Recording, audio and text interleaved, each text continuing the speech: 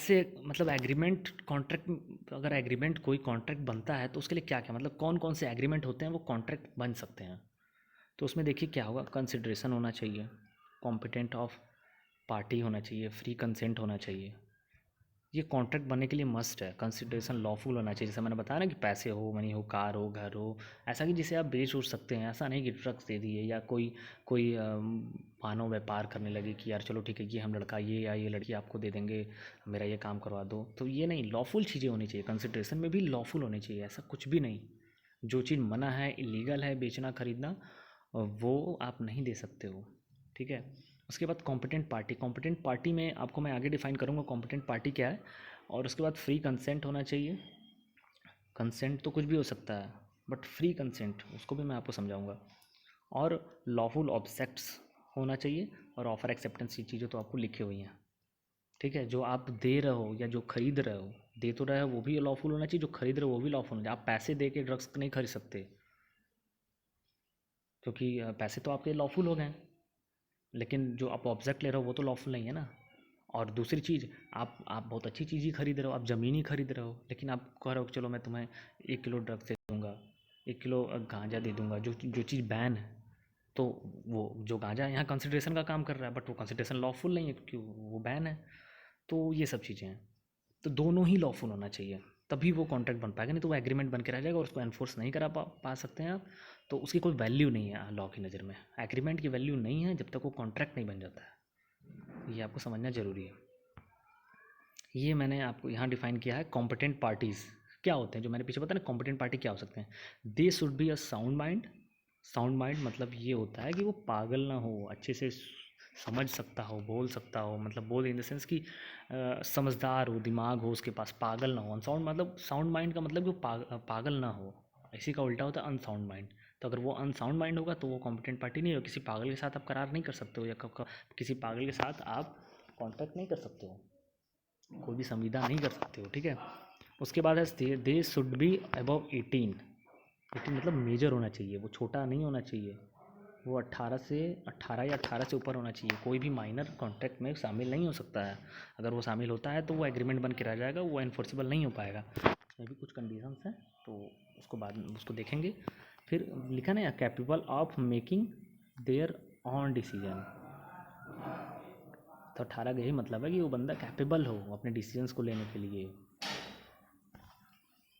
उसके बाद दे should not B disqualified वाला, उसको लॉ डिस्क्वालीफाई नहीं किया हो, मतलब लॉ ने स्पेशली मना ना किया हो कि तुम कॉन्ट्रैक्ट में शामिल नहीं हो सकते हो। फिर दे should not be a alien enemy, मतलब को विदेशी कोई शत्रु नहीं होना चाहिए। मतलब यहाँ आके रह रहा है, आपने उससे कॉन्ट्रैक्ट कर लिया या आपने उससे एग्रीमेंट कर लिया और फिर वो आप में कुछ डिस्प्यूट होता है तो आप कोर्ट के पास गए तो कोर्ट कहेगा नहीं इनके साथ तो कॉन्ट्रैक्ट ही नहीं हो सकता है, तो आपका कॉन्ट्रैक्ट इन्फोर्सिबल, आपका एग्रीमेंट इन्फोर्सिबल ही नहीं है, तो वो कॉन्ट्रैक्ट बन ही नहीं सकता है। तो ये कह सकते हैं आप। उसके बाद है they should not be insolvent and not convicted undergoing imprisonment. वो इंसॉल्वेंट, दिवालिया नहीं होना चाहिए, मतलब ऐसा नहीं कि एकदम कोर्ट ने या फिर उसको एकदम करार दे दिया हो कि दिवालिया घोषित होता है। या फिर not convict under going imprisonment, imprisonment convicted नहीं होना चाहिए, जेल में नहीं होना चाहिए, मतलब कि ऐसा कि उसको कुछ सज़ा काट रहा हो, उससे आप गैस करार कर लिए। तो ये भी तो बेवकूफ़ी वाली बात हो गई, आप कर भी नहीं पाओगे, करना भी नहीं चाहिए ऐसे।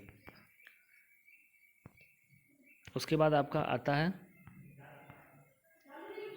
Free consent. तो फ्री कंसेंट में सेक्शन 14 में है फ्री कंसेंट। तो consent is set to be a, next है फ्री कंसेंट। सेक्शन 14 में इसको डिफाइन किया गया, consent is set to be a free when it is not caused by.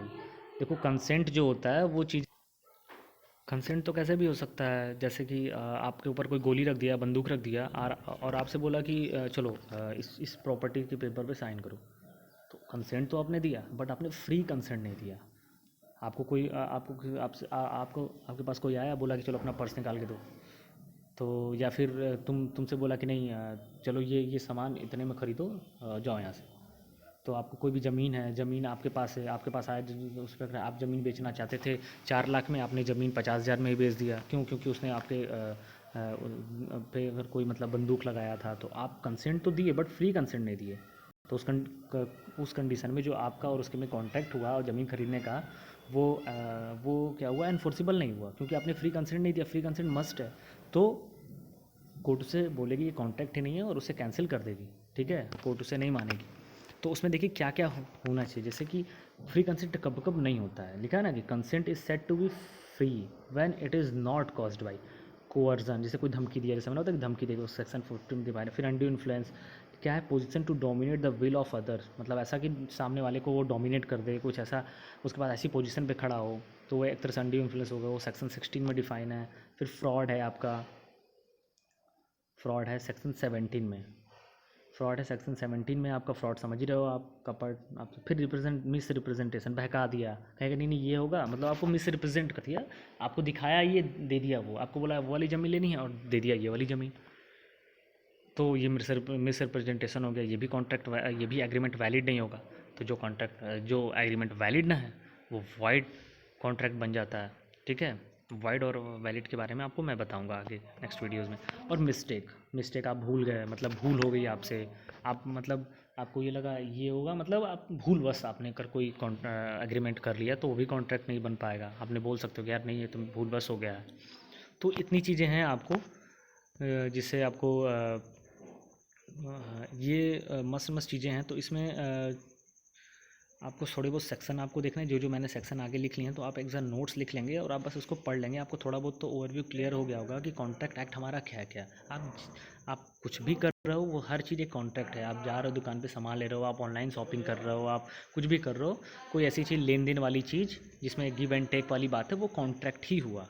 तो ये आपकी रोज़मर्रा ज़िंदगी में रेगुलर यूज़ होता है। आप सोच के देखना, आप सामान खरीदने जाओगे तो आप सोचना कि हम दुकानदार से अगर कोई सामान मांग रहे हैं तो हम उसको ऑफ़र दे रहे हैं। अगर दुकानदार कहा कि हाँ मेरे पास ये सामान है तो वो और मैं आपको दे सकता हूँ, तो वो एक्सेप्टेंस हो गया, तो वो प्रॉमिस कर रहा है एक तरह से आपको। उसके बाद जब आपको आपने उसको पैसे दिए, मतलब कंसिडरेशन आपको हमने कुछ दिए, तो वो आपको सामान दे दिया।